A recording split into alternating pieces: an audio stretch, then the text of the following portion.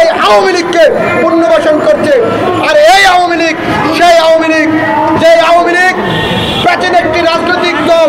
এই আওয়ামী লীগকে সহজে এদেশ থেকে নিষিদ্ধ করা যাবে না।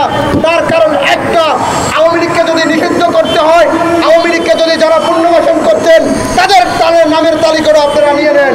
আওয়ামী লীগকে তারাই পুনর্বাসন করছেন, কারণ আওয়ামী লীগের কাছে প্রচুর পরিমাণ লুটপাটকারীর অর্থ আছে, অস্ত্র আছে, গোলা বারুদ আছে। আজকে এই আওয়ামী লীগ দেশে বসে আমার আশ্রয় আপনার আশ্রয় আশ্রিত হয়ে অর্থ দিয়ে, অস্ত্র দিয়ে, গোলা বারুদ দিয়ে আমাদেরকে আমাদের প্রতিপক্ষ বানাচ্ছে আওয়ামী লীগ। তাহলে আওয়ামী লীগকে আবার কীভাবে ধ্বংস করবেন?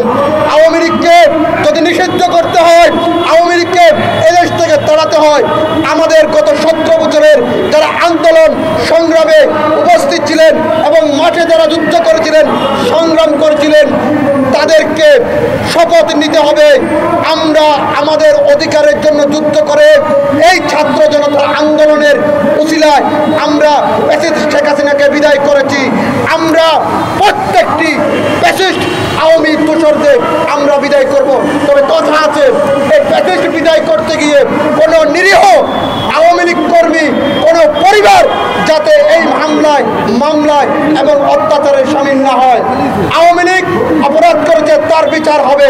আওয়ামী লীগের বাংলার মাটিতে আমি বলে দিচ্ছি, অনেকগুলো মিডিয়া আছেন, তাদের সামনে বলছি, এদেশে বাংলার মাটিতে আওয়ামী লীগ রাজনীতি করার সুযোগ পাবে। তবে তার আগে কথা আছে, আমার সেই কাউন্সিলর চৌধুরী আলমকে ফেরত দিতে হবে, ইলিয়াস আলীকে ফেরত দিতে হবে, বিশ্বজিৎকে হত্যা ফেরত দিতে হবে, সাগর রুনিকে ফেরত দিতে হবে। যদি এদেরকে ফেরত দেওয়া হয় তাহলে বাংলাদেশের মানুষ চিন্তা করবে তাদেরকে বাংলাদেশের রাজনীতিতে সম্পৃক্ত করা যায় কিনা। সাথী ও বন্ধুগণ, আমি বাংলাদেশের রাজনীতিতে নগণ্য একজন ছোট্ট রাজনৈতিক কর্মী। আমি আপনাদেরকে বলতে চাই, এই বাংলাদেশ সেই বাংলাদেশ যেই বাংলাদেশের মানুষ একবার যদি খেপে যায়, একবার যদি রেগে যায়, তাহলে এই ফ্যাসিস্টের মতন, এই বর্তমান অতীতের ফ্যাসিস্টের মতন বর্তমানে আরো একটি ফ্যাসিস্ট জন্ম নিয়েছে। আর এই ফ্যাসিস্টকে বিদায় করতে হলে এই ফ্যাসিস্ট কোনো সরকারের মধ্যে পড়ে না। অন্তর্বর্তীকালীন সরকার বলছেন, আমি মনে করি ওরা অন্ধকারের একটি সরকার। কারণ এই কারণে অন্ধকারের সরকার বলছি, কারণ এরা আপনাকে বলছি, এই যে সারজিদ আলম, এই যে হাসনাত, তাদের অ্যাকাউন্ট দেশে নাই, দেশের বাইরে চলে গিয়েছে। তাদের হিসাব করুন। তোমরা কষ্ট করেছো, পরিশ্রম করেছো, আমরা তোমাদেরকে ওয়েলকাম, ধন্যবাদ, কৃতজ্ঞ জানাই। কারণ এই কারণে কৃতজ্ঞ জানাই, তোমরা আমাদের জন্য যা করেছো আমরা তোমাদেরকে তা দেবো ইনশাল্লাহ। তবে গত 17 বছর আমার ভাইরা বরণ করেছিল, নির্বিচারে গুলি করা হয়েছিল, তাদের ঋণ তোমরা ভুলে যেও না। তোমরা নতুন সাজে বিয়ে করছো আর আমরা এখানে আন্দোলন করছি। বিয়ের বাড়িতে বসার সময় পাও নাই, সোশ্যাল মিডিয়াতে বিয়ের ছবি দিয়ে আমাদেরকে গুলিয়ে পালিয়ে রাখতে চাও। এই বাঙালি জাতি আর ভুলবে না। বাঙালি জাতি ইসমাতের জাতি। আমি ভারতকে বলতে চাই, ভারত আমাদের শত্রু নয়, ভারত আমাদের আবার বন্ধু নয়, ভারত আমাদের সাথে গিভ অ্যান্ড টেক। কিন্তু কথা আছে, কথা পরিষ্কার। ভারত 1971 সালে আমাদেরকে সহযোগিতা করেছিল, আমরা বলি নাই। কিন্তু তার অর্থ এই নয় যে আমার দেশটাকে আপনি গিলে খাবেন, আমরা আপনাকে অতিথি হিসাবে আপ্যায়ন করব, কিন্তু তার অর্থ এই নয় যে আপনি আমাদেরকে ধ্বংস করে দিবেন। কাজে পরিশেষে এতটুকু বলতে চাই আপনাদেরকে, এই ফ্যাসিস্টের বিদায় হবে খুবই শীঘ্রই। তবে সময় তারিখ আমি বলে দেবো ইনশাল্লাহ, কখন হবে, কাল্পনিকভাবে ইনশাল্লাহ।